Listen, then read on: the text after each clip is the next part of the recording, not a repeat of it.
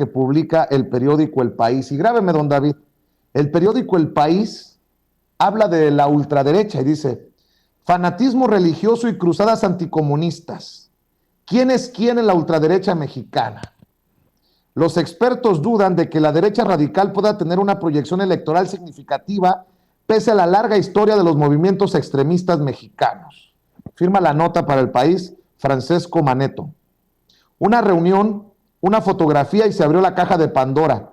El líder del partido ultraderechista español Vox, Santiago Abascal, aterrizó hace 10 días en la Ciudad de México, donde se reunió con senadores del Partido Acción Nacional, el PAN, e incluso 2 políticos del Partido Revolucionario Institucional, el PRI. La cita desató un vendaval en las 2 formaciones opositoras al gobierno de Andrés Manuel López Obrador. La primera apartó al operador político que organizó el acto y la segunda se desvinculó por completo de cualquier acuerdo con Vox. Abascal llegó buscando adhesiones a la llamada Carta de Madrid, una suerte de manifiesto en defensa de la libertad en la iberósfera, es decir, el germen de una guerra cultural, una cruzada que pretenden librar en la región agitando el espantajo de una supuesta amenaza comunista.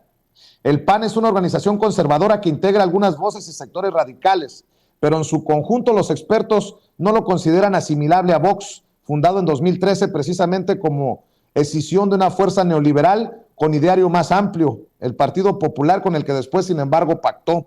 La pregunta es si en el México de López Obrador hay espacio electoral para la extrema derecha y el discurso autoritario más allá de manifestaciones anecdóticas.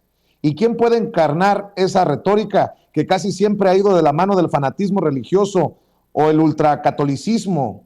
Francisco Abundis, director de la firma de análisis y opinión Parametría, ve al país reacio a esta tendencia. Política y religión no se suelen mezclar. De entrada, al mexicano no le gusta unir las 2 cosas, afirma. Además, los datos indican que aún en el caso de ciudadanos creyentes y practicantes, el porcentaje de votantes dispuesto a seguir las instrucciones de un párroco es reducido. Esa predisposición es menor, al menos entre los católicos, señala Abundis. Eso no significa que la extrema derecha no exista en la sociedad mexicana. Claro que existe y no solo es una expresión de corte político, sino que está expuesta también en lo económico y en lo social. Y hay un cuarto rubro, el intelectual, mantiene Luis Ángel Hurtado, consultor y académico en la Facultad de Ciencias Políticas de la UNAM.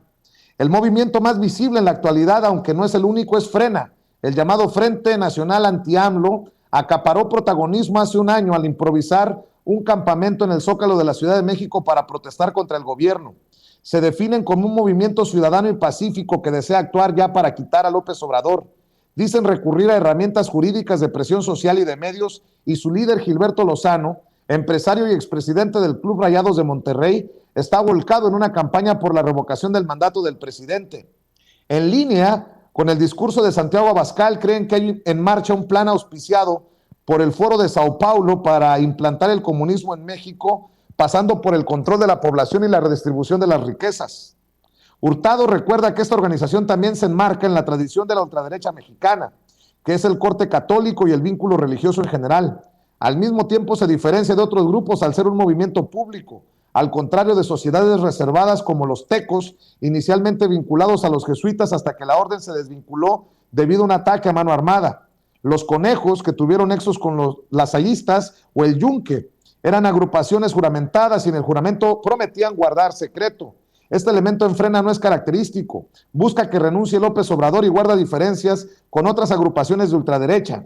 El FUA, Frente Universitario Anticomunista, y el Muro, que se expresaban de forma violenta y más radical. En el caso de Frena no es así.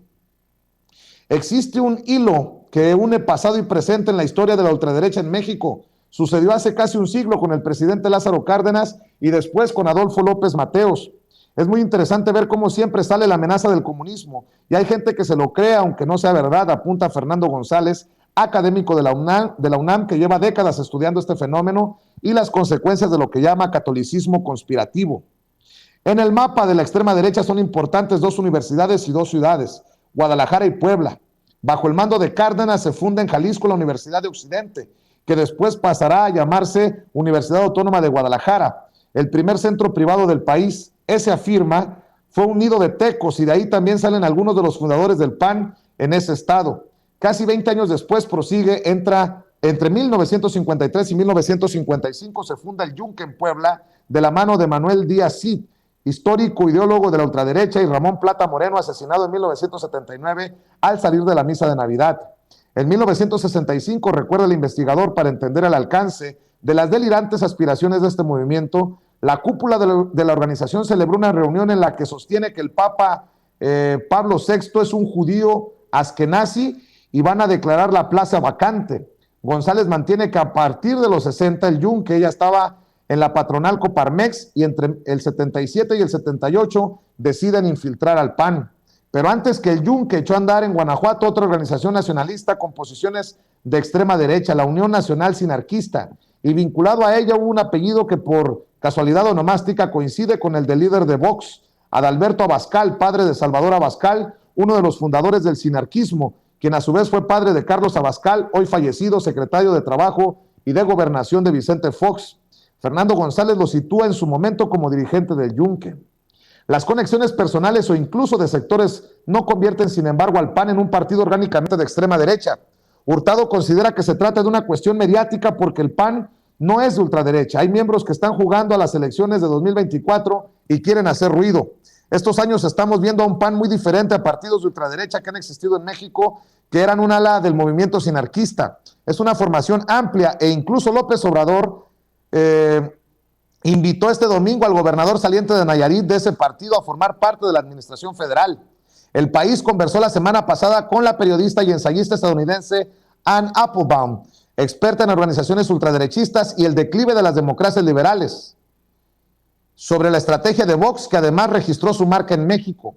En su opinión, se trata de un plan de internacionalización. Están muy interesados en tener alianzas internacionales que ayuden a ese tipo de partidos a nacer en otros lugares, afirma, más en una región que ha sufrido la deriva de proyectos autodenominados de izquierdas.